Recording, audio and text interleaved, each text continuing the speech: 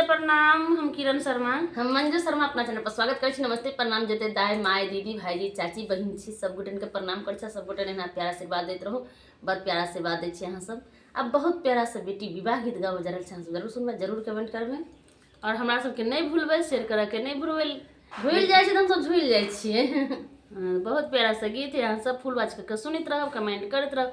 आज जिनका सबके देखे के है सलेश पूजा के मेला सब गोरा गाँव बाजार में आ जाओ देखे के लेल, मेला देखे सब कोई चलू। अब बहुत प्यारा सा बेटी विवाह गीत है, जरूर सुन, जरूर कमेंट करू। आ नीक लागत से कमेंट करब, नहीं नीक लागत से कमेंट करब। हम सब दोसर गीत गाबे के कोशिश करब। बाय।